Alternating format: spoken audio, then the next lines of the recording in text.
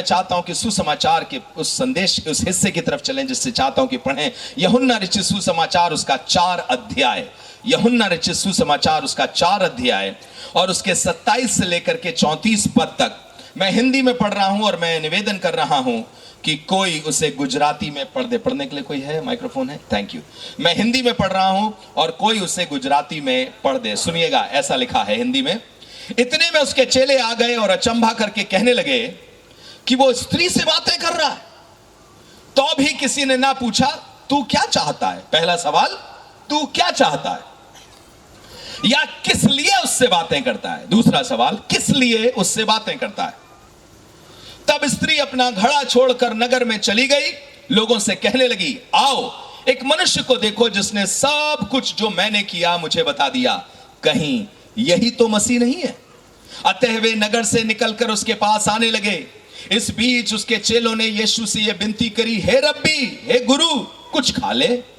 परंतु उसने उनसे कहा, मेरे पास खाने के लिए ऐसा भोजन है जिसे तुम नहीं जानते। तब चेलों ने आपस में कहा, तीसरा सवाल, क्या कोई उसके लिए कुछ खाने को लाया है। यीशु ने उनसे कहा, मेरा भोजन यह है कि अपने भेजने वाले की इच्छा के अनुसार चलूं और उसका काम पूरा करूं। मैं चाहता हूं गुजराती में पढ़ दीजिएगा इसको।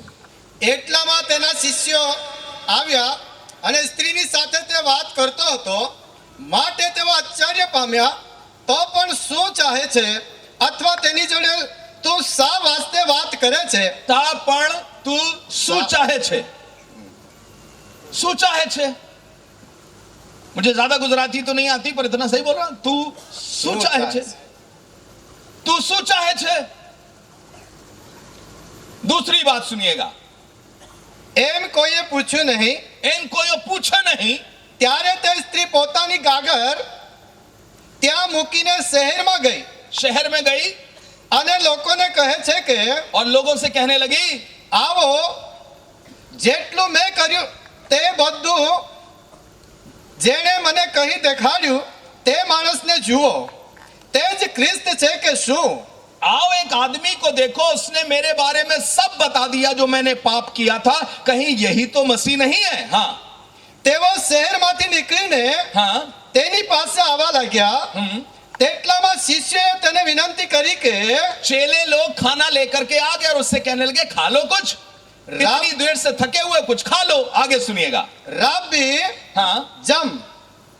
પણ તેણે તેઓને કહ્યું કે મારી પાસે ખાવાનો અન્ન છે કે જે વિશે તમને ખબર નથી। हाँ तेने खबर न थी।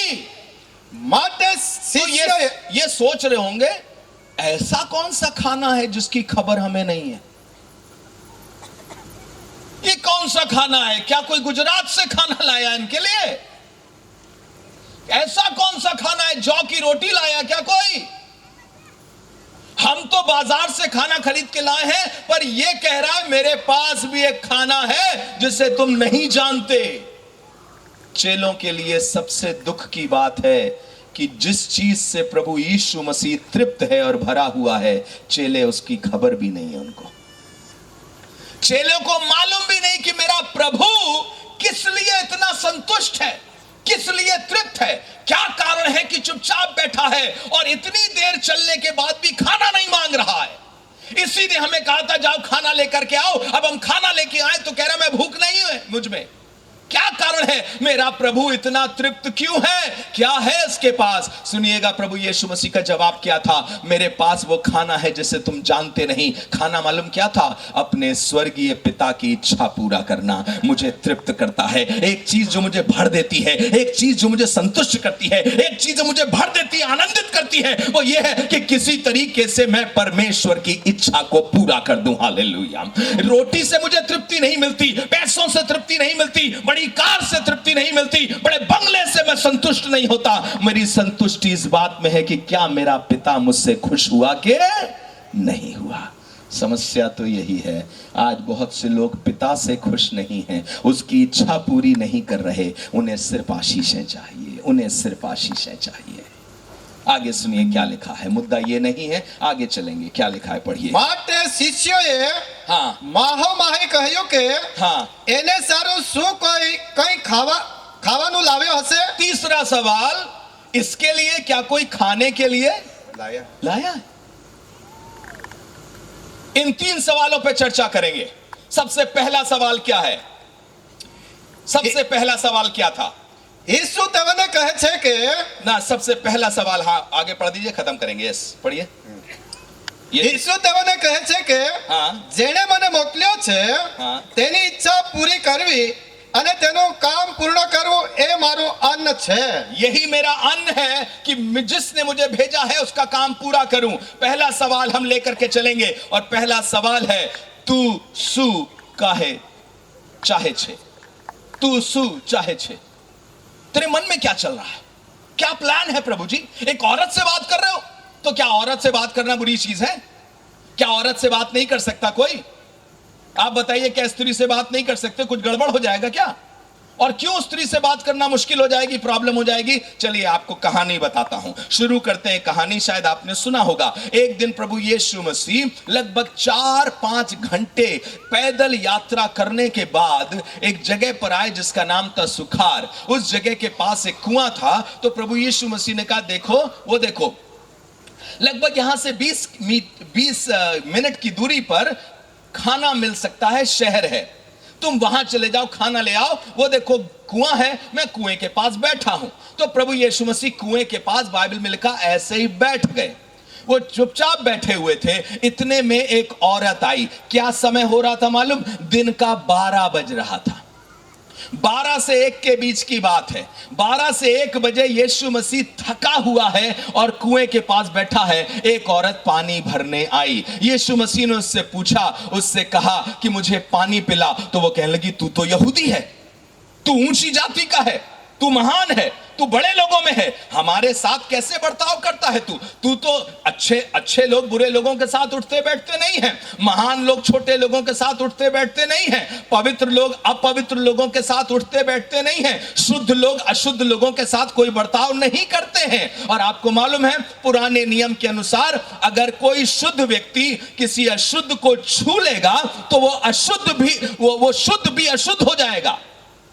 इसीलिए जब कोई मर जाता था तो उसकी डेड बॉडी को छूने के बाद वो नहाते थे और नहा करके अपने आप को शुद्ध करते थे। और यहां तक कि 7 दिन तक उनकी शुद्धि का काम चला करता था। 7 दिन में क्यों? क्योंकि हमने किसी मृतक को छू लिया है। आपको बताना मांगते हैं, यीशु मसीह के साथ ऐसा नहीं है।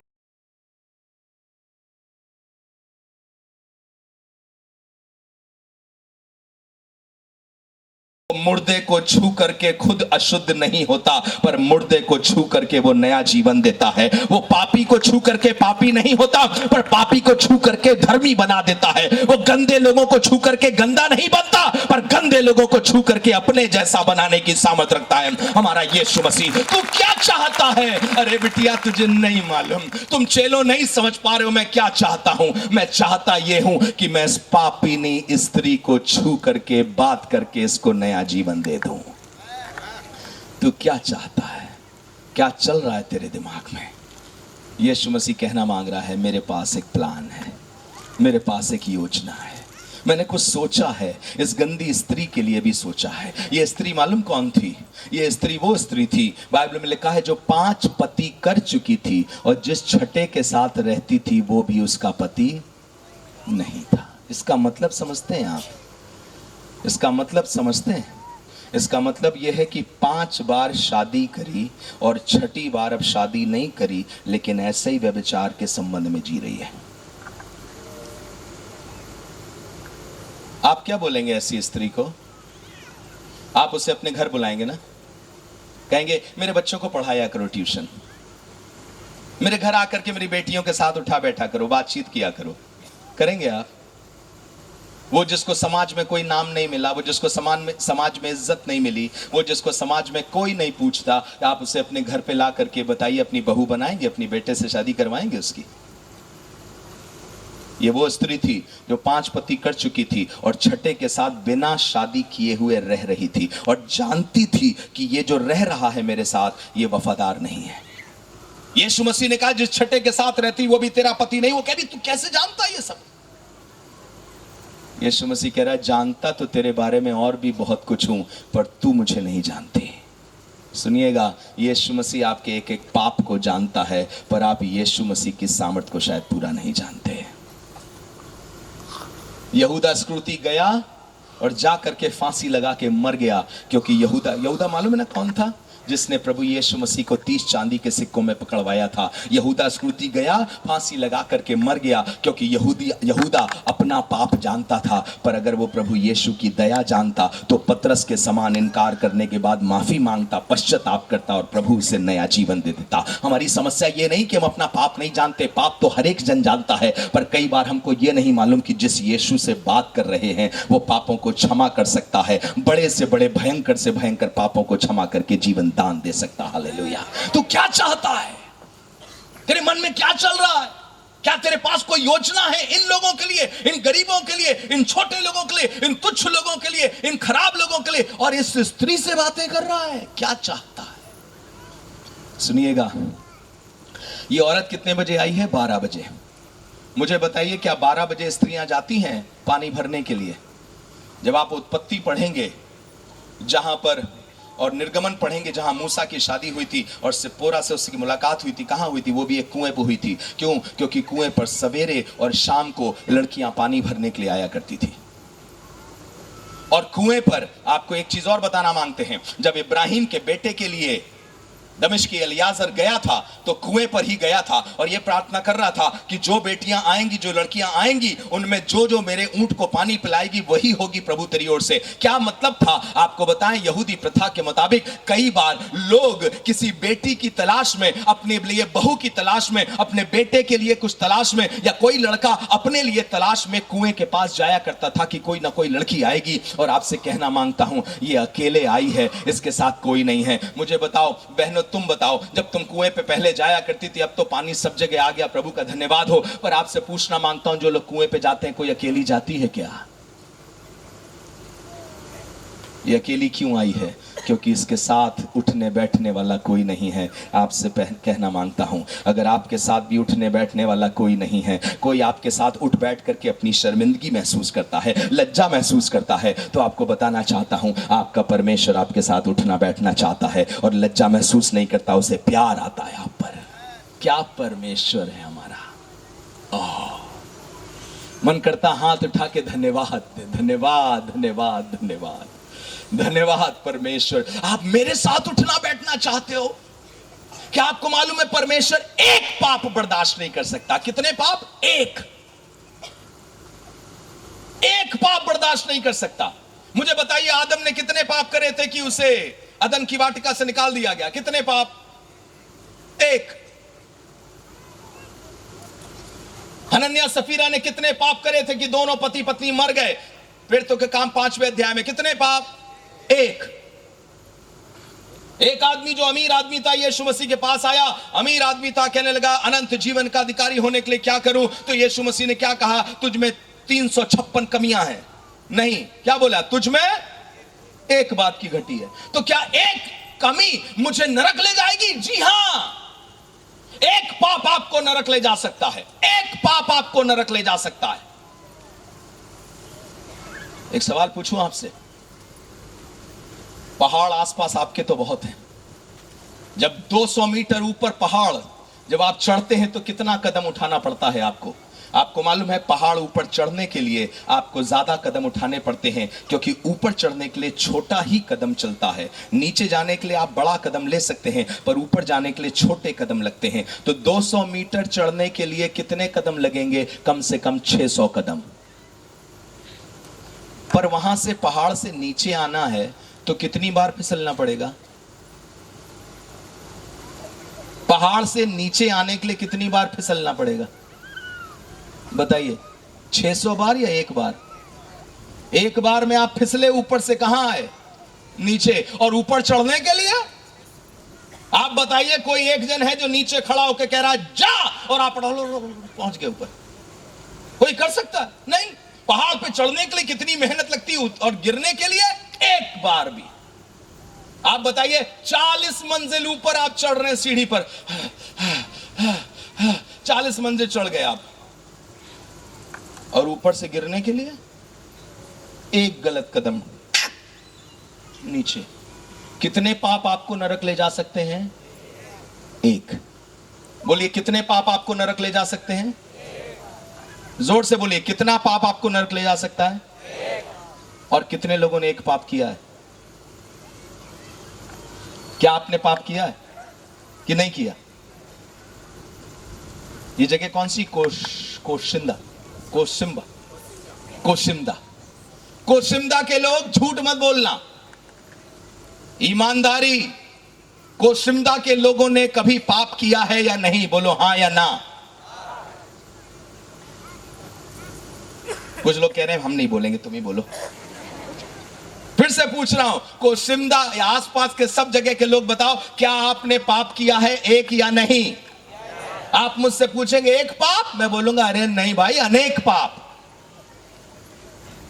और कौन ऐसा जो पाप रहित है? बाइबल में लिखा सब ने पाप किया और परमेश्वर की महिमा से रहित है। पहले यूहन्ना में क्या लिखा हुआ है? लिखा है जो कोई कहता है मुझ में पाप नहीं वो झूठा है। और अगर आप ये कह रहे हो आप में पाप नहीं, तो माफ करिएगा, सबसे बड़े झूठे आप हैं। इससे बड़े झूठे तो नेताजी भी नहीं होंगे।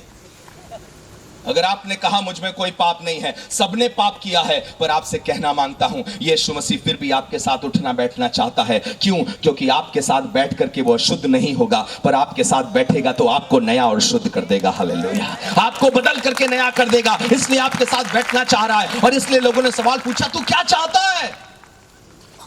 तू शू चाहे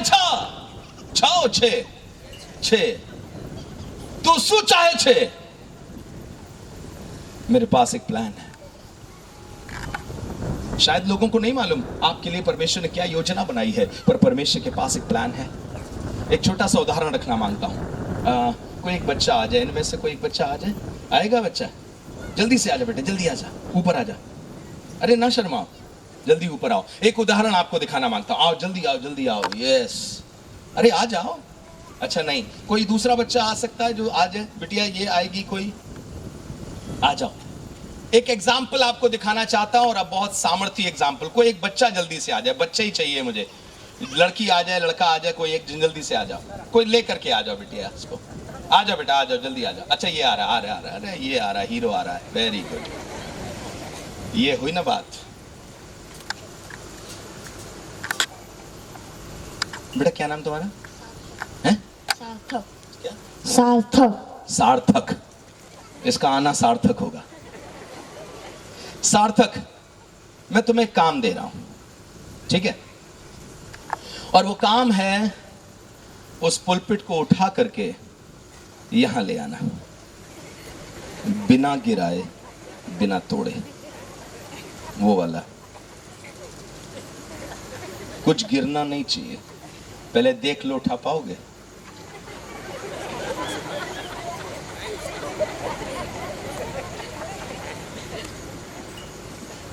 सार्थक उसको उठा लोगे? नहीं। क्यों? भारी? यस। वाह, क्या बात है सार्थक। अब मुझे बताइए, मैंने सार्थक को बुलाया इस काम के लिए, सार्थक की गलती कि मेरी गलती? कुछ तो बोलो। सार्थक की गलती मैंने इस काम के लिए इसको चुना, या मेरी गलती कि मैंने इस काम को उसको चुना? किसकी गलती? ले ईमानदारी से बताइए, किसकी गलती? सार्थक की गलती या मेरी गलती? जोर से बोलिए, किसकी? जोर से बोलिए। धन्यवाद, बुला करके बेइज्जती करने के लिए धन्यवाद। पर हां, आपको लगेगा पर सार्थक सुनो, मैंने तुम्हें बुलाया, तुम ये काम नहीं कर सकते, ये बहुत भारी है। पर इसमें न तुम्हारी गलती न मेरी गलती। क्यों? क्यों? सुनिएगा, मैंने सार्थक को कभी भी ये काम अकेले करने के लिए नहीं बुलाया है।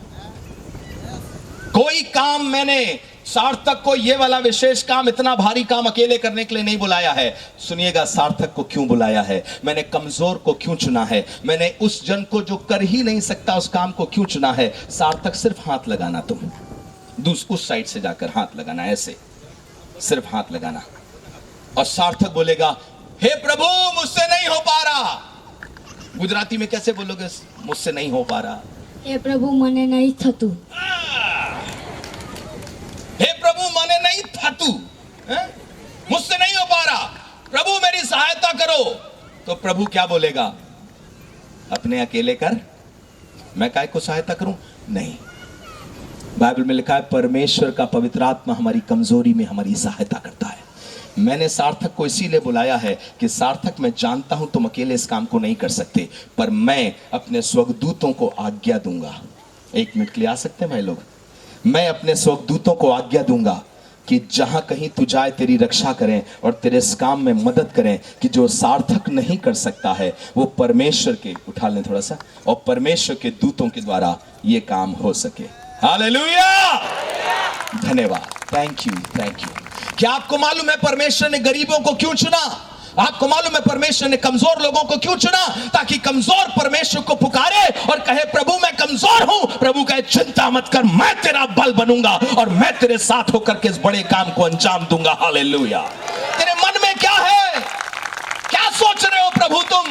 तुमने इस कमजोर बच्चे को क्यों चुन लिया? तुमने इस गंदी स्त्री को क्यों चुन लिया? तुमने मुझ पापी को क्यों चुन लिया? प्रभु तुम्हारे मन में क्या है? मेरे मन में यह है कि मैं कमजोर लोगों से बड़ी सामर्थ का काम कराऊं ताकि सारे सामर्थी लोगों को लज्जित कर दूं। हालेलुया, थैंक यू बेटा। आपसे भी कहना चाहता हूं, आप कमजोर हैं, कभी कभी आप पापी हो गए हैं, गलत हो गए हैं, आपसे भी गलती हो गई है, पर याद रखिएगा उसके मन में कुछ चल रहा है, उसके दिमाग में कुछ है। He has something in his mind. कुछ तो सोच रहा है। तू शू चाहे छे? तू शू चाहे छे? तू क्या सोच रहा है? तू क्या चाहता है? मैं उद्धार चाहता हूं, मैं छुटकारा चाहता हूं, मैं इस स्त्री का छुटकारा चाहता हूं, इस स्त्री का उद्धार चाहता हूं। ये आज अकेली है पर अब से अकेली नहीं रहेगी, पूरा गांव इसके कहने पर मेरे चरणों में आएगा। हालेलुया। आपसे भी कहना मांगता हूं, अकेले लोगों, एक दिन तुम पूरे गांव के उद्धार का कारण बन सकते हो यीशु मसीह के नाम में। कोई तुम्हें नहीं पूछता, तुम खुद बीमार हो, पर तुम बहुतों के उद्धार का कारण बन जाओगे। सैमुअल के पिताजी की कहानी मुझे बहुत अच्छी लगती है। ठाकुर भाई खुद बीमार थे, प्रभु ने चंगा किया।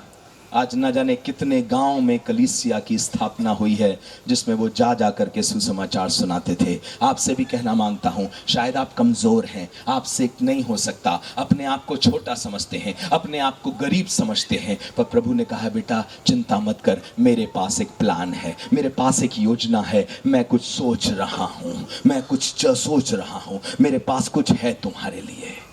तू शू चाहे छे? क्या सोच रहा है तू क्या चाहता है इसके लिए? क्या तेरे पास कोई प्लान है? हाँ है, मेरे पास एक प्लान, मेरे पास एक योजना है।